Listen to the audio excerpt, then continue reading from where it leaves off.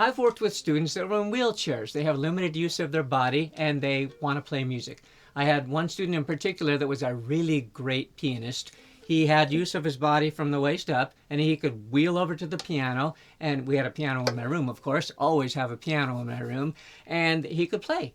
But he couldn't use the foot pedals because he had very little use of his legs. He decided he wanted to also learn guitar, and he understood music. He was a very sophisticated kid. This is high school. He was a very advanced, sophisticated kid, very intellectual and very talented musically.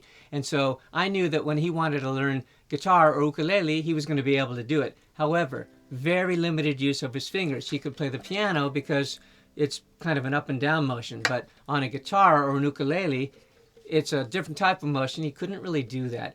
But a guitar was too big to fit in the wheelchair. I got him an ukulele, and I got him a slide. Let me show you what a slide is. A slide is a piece of metal or glass or steel. It could be anything.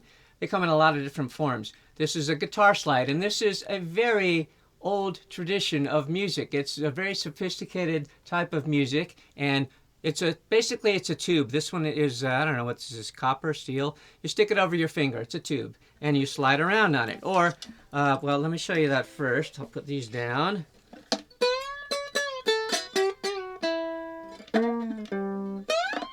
And you slide. That's why it's called a slide.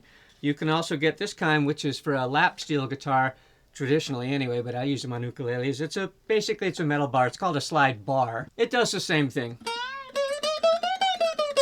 It's generally used when the instrument is on your lap, whereas the other finger slide is usually used when you play like that. But it doesn't matter. You can use either one, either way. And it's fun. You don't have to necessarily play anything melodic. You can just mess around. It's a whole lot of fun.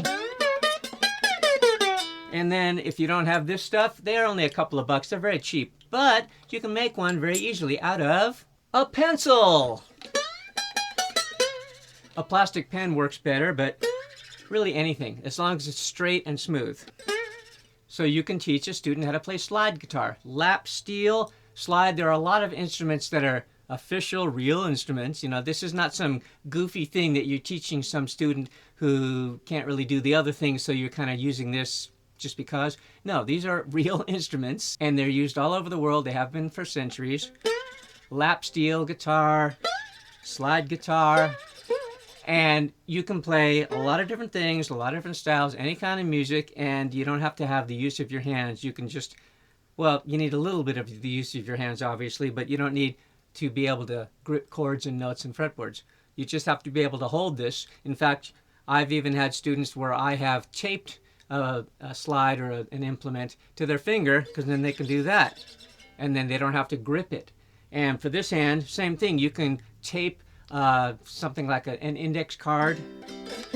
Don't tape something metal, because then it'll scratch up the instrument and mess it up. But there are a lot of ways. And you as a teacher have experienced all the different ways you need to be ingenious in your teaching.